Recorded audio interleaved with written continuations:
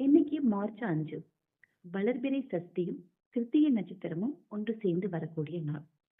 இந்த திருநாள்ல நம் முருகப்பெருமானை வழிபட்டோம்னா முருகப்பெருமான் நமக்கு வேண்டியதை தருவார்.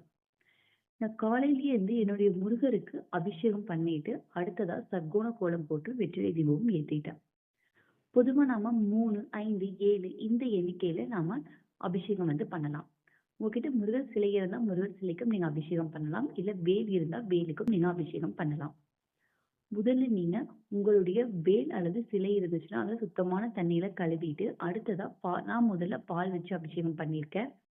அபிஷேகம் பண்ணதுக்கு அப்புறமா என்னுடைய முருகர் சிலைக்கு மஞ்சள் குங்குமம் எல்லாம் இட்டுட்டு மலரால அர்ச்சனை பண்ணிட்டு தீப ஆராதனை காமிச்சிட்டு மறுபடியும் உங்களுடைய முருகர் சிலையை சுத்தமான தண்ணியில கழுவிட்டு அடுத்ததா தான் நீங்க அடுத்த அர்ச்சனையை ஸ்டார்ட் பண்ணும். நான் இதே மாதிரி 2வதா தயிர் வச்சு அபிஷேகம் பண்ணியிருக்கேன். தயிரில் அபிஷேகம் பண்ணினதுக்கு அப்புறம் மஞ்சள் குங்குமம் எல்லாம் விட்டுட்டு அடுத்ததா மலரால் அர்ச்சனை பண்ணிட்டு தீப ஆராதனை காமிச்சிட்டு மறுபடியும் முருகர் சிலையை சுத்தமான தண்ணியில கழுவிட்டு 3வதா நான் சந்தன அபிஷேகம் பண்ணியிருக்கேன்.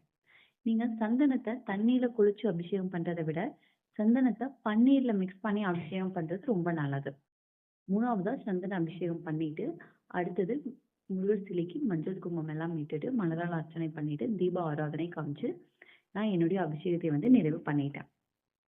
அடுத்ததா சர்க்கோண கோலம் போட்டு வெற்றிலை தீபம் ஏத்தியாச்சு.